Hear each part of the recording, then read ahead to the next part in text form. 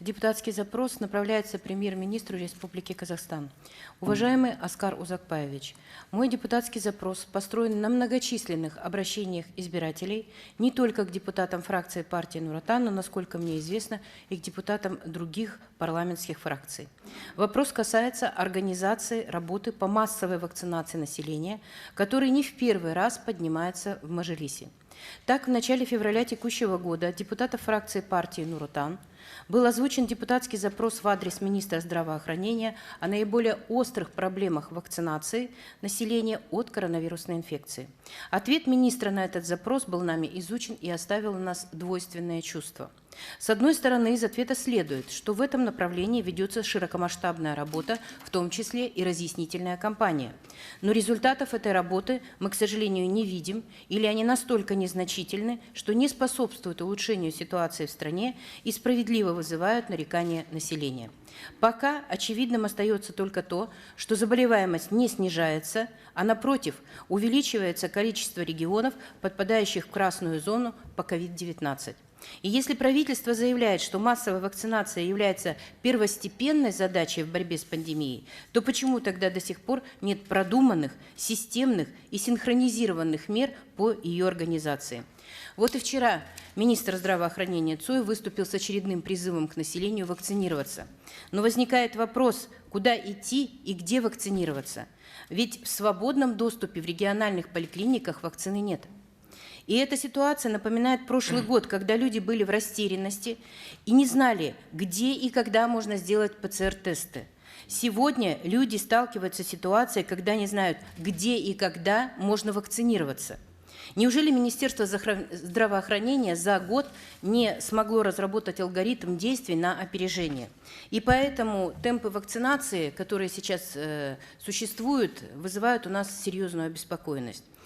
На это недавно обратил особое внимание глава государства Касым-Жомарт Кемелевич Токаев, поручивший правительству активизировать работу по массовой вакцинации. Президент подчеркнул, что без достижения коллективного иммунитета Казахстан не сможет побороть болезнь и восстановить экономику.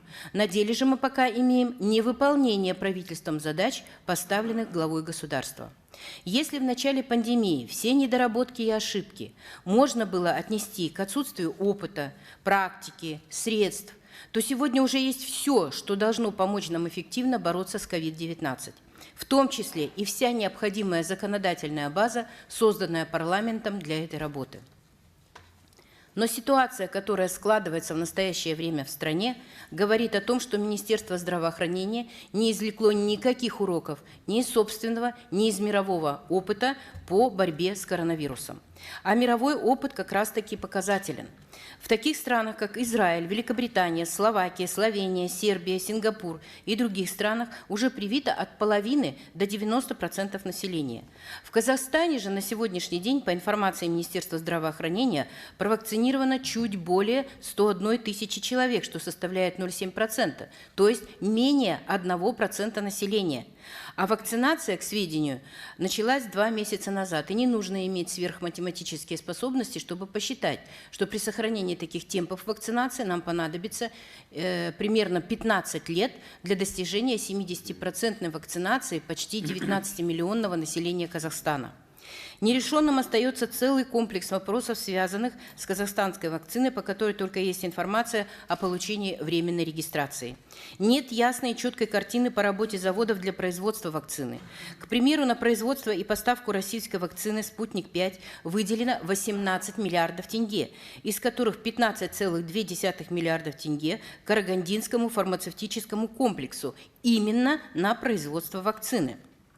Но по данным Министерства здравоохранения за все время работы здесь произведено всего 233 тысячи доз вакцины, 93 из которых применены, а 150 находятся на стадии доставки по регионам.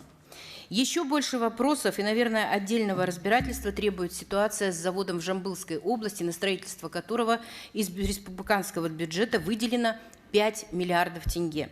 По данным Министерства образования и науки, завод начали строить в сентябре прошлого года, но без качественной проектно-сметной документации. Проект делался специалистами, не имеющими опыта подобных работ, в результате чего в сметах забыли учесть часть оборудования. В настоящее время корпус завода возведен практически полностью, но оборудование еще не поставлено. В итоге наполовину построенный объект лег на плечи местных исполнительных органов власти. В целом складывается впечатление, что если бывший министр Бертанов провалил начало работы с пандемией, то действующий министр Цой успешно проваливает работу по вакцинации населения. И ежедневная информация нынешнего министра здравоохранения не меняет картины к лучшему, так как население не только не может привиться, но и не знает, как, где и когда это можно будет сделать. Очевидно, что министру здравоохранения необходимо в срочном порядке принять соответствующие меры, иначе мы рискуем столкнуться с повторением ситуации прошлого лета, когда проявилась полная неготовность к контролю локализации и нераспространению коронавирусной инфекции. Уважаемый Аскар Узакбаевич, сегодня в условиях продолжающейся борьбы с пандемией нельзя недооценивать важность массовой вакцинации населения. И здесь необходимы такие инструменты, как четкий продуманный план действий и пошаговый алгоритм с указанием сроков, регионов и исполнителей.